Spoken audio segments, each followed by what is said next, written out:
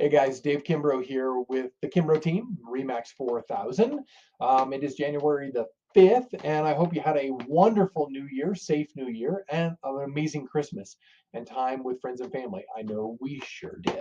No comments about the shirt. I don't want anybody sending comments back about, oh, looks like you're ready to go to Hawaii or whatever. I am. I don't know why I picked this shirt today, but I did. I've gotten a lot of comments about that. So, no, I'm happy to be right here in Western Colorado. January 5th must be market stats time, and um, that's what we've got. Hot off the press today is December market numbers. If you like this kind of information, right underneath me is a link. You can go there and look through all this information. There's great information there, some maybe not as great, but basically all useful information depending on what it is you might be looking for. Quick snapshot of 2022 versus 2021. I won't get into a whole lot of detail, but the bottom line is we saw prices increase 16% as a yearly whole over what we saw in 2021. That's an amazing appreciation rate. Keep in mind that the majority of that, or the lion's share, happened in the front end of 2022 as the back end has slowed down a little bit as interest rates have gone up. Number of units sold, total number of units sold went down about 23%. Again, most of that is because the back half of the year was a good bit slower than the front half of the year. But overall, 2022 is an amazingly good year. Days on market were about the same. Within 2 days of what we saw in 2021, we had an average days on market of 67, which is still fantastic.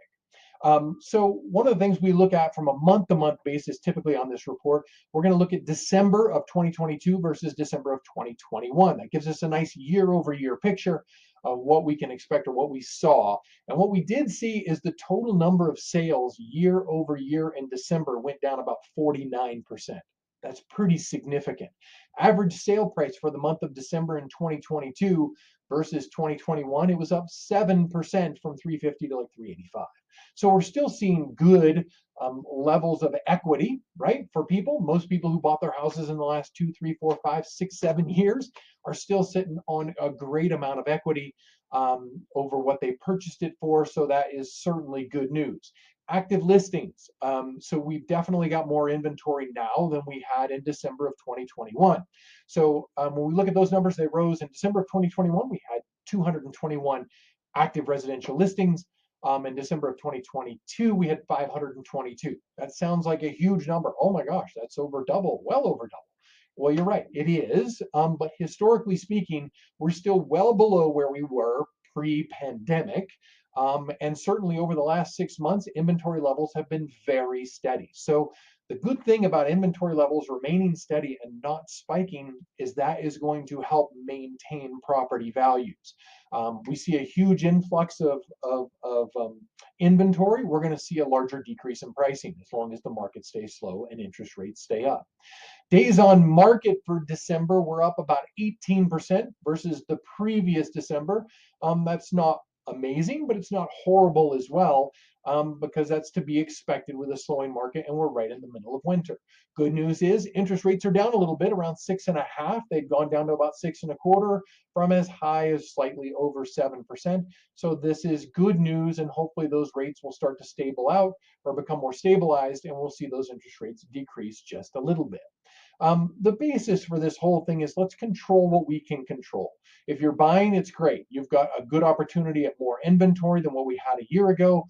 Although interest rates are a little bit higher, there's no doubt about that, which impacts affordability. You still have an opportunity to control your timing. Yeah, you can't control the market. You can't control what goes on out there. So our motto at the Kimbrough team is twofold.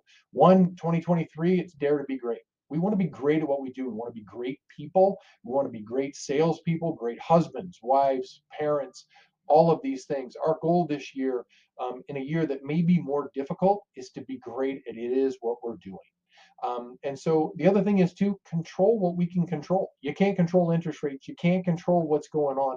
All you can control is what happens in your life and what happens in your world. Control it and make sure that you're making the most of it regardless of what it is. If it's time to move, then move to be closer to family. And if it's not, stay. If it's time to buy because you want to start that new family or do something, do it. There's a high likelihood we're going to get the opportunity to refinance over the next 2 or 3 years. These interest rates most likely will not hold forever.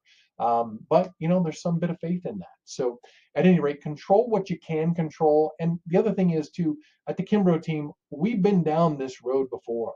A lot of agents have never, 80% have never seen a down market or a market that changes as significantly as this one has. We have. We've been down this road before, and we are very confident about the results that we're going to deliver in 2023, just like we did in 2022, 21, and the 15 years prior to that. So you're in good hands if you decide to do something. If you want to buy or sell, don't hesitate to give us a call here at the Kimbrough team, 970-263-7355. You can also just respond to this email. If you've got friends and family and they like to buy or sell, we'd love to help them as well.